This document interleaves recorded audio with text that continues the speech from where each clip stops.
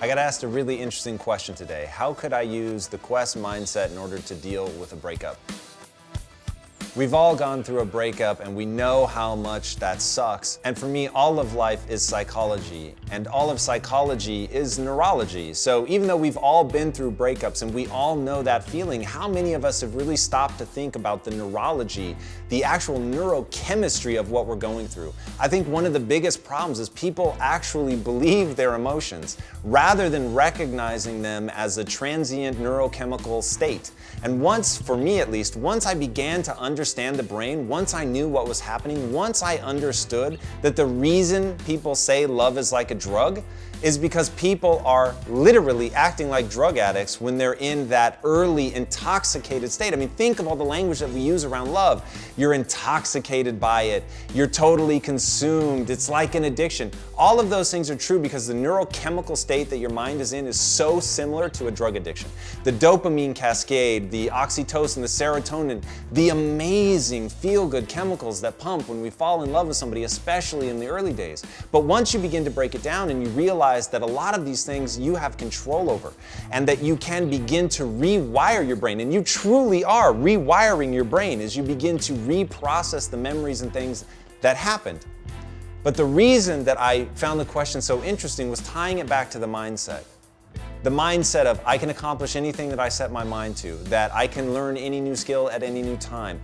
There are things inherent in that mindset that make it easier to move forward. And the one that's going to seem the most counterintuitive, but is by far the most important, is to realize that it's all your fault. Now, I use the word fault only to remind you that you're in control, not so that you'll feel badly about yourself. You shouldn't feel badly about yourself, no matter what reason, even if it really was your fault.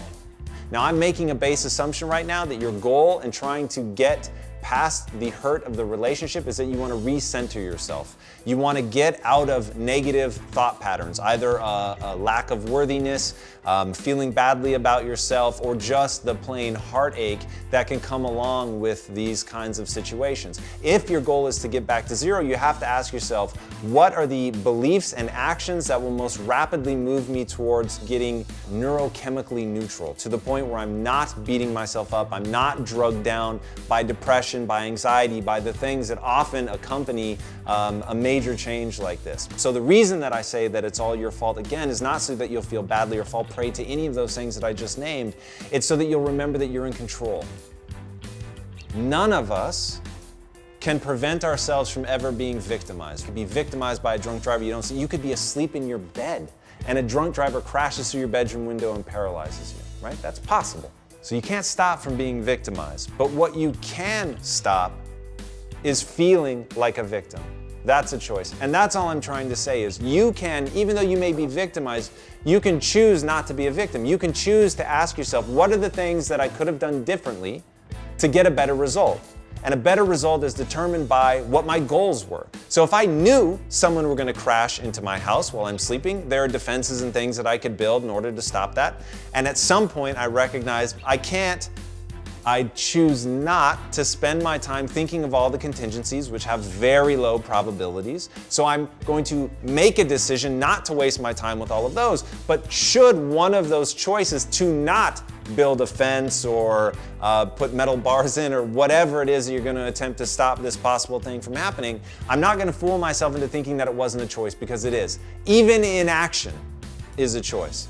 So the thing that I find empowering is to remember that, hey, whatever happened, even if my spouse were to cheat on me, do something that the action itself is completely out of my control, I want to retain control. The reason I want to retain control is not necessarily so that I can win them back. It's certainly not so that I can beat myself up. It's so that I can move forward, right? Because my goal personally would be to move forward, to not only get back to neutral, but to be a more effective partner, so that I don't find myself in this situation again. And I would look very honestly at where I could have performed in a way that got me the result that I wanted. So had the result been I want to be with this person forever, to not have them cheat, not have them lose interest, whatever the scenario is, then I would backtrack into figuring out what the things were that I can control, that I could do differently the next time and have a result that is closer or exactly to what I want to get in my life. And in all of that hides a very powerful truth, which is I don't build my self-esteem around being right.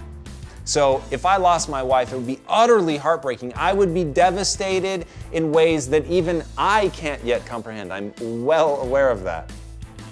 But the mental process that I would go through to recalibrate myself would be to identify the areas that I went wrong because I don't build my self-esteem around being right. So I'm not going to punish myself for having failed at trying to do something. I'm merely going to look at the things that I could do differently, the skills that I need to acquire in order to become the person that I want to become, which is somebody that is able to maintain that relationship. Now, my very willingness to look at the areas in which I failed is the thing that I build my self-esteem around. So for me, even in the midst of the most tumultuous failures, of which sadly I have had many, in those moments, my sense of pride is lifted because I'm willing to look at what I could have done differently in order to get a better result. I stopped building my self-esteem around being right, and I started building my self-esteem around pursuing the right answer faster than anyone else, and having a willingness to look at my flaws up close without flinching and assessing how I can change. And when somebody points out something that I did wrong, when I realize, oh my God, I have actually been terrible at that thing that I really thought I was amazing at, I get a little giddy because I think I've gotten this far being really bad at that thing and being totally blind to it. So now I can see it. Now I've got an opportunity to adjust my behavior. Now I have an opportunity to gain a new skill. But until you know what new skill to gain, there's a helplessness in that, which is why I get excited over realizing, oh my gosh, this thing that I thought I was great at, I'm terrible at.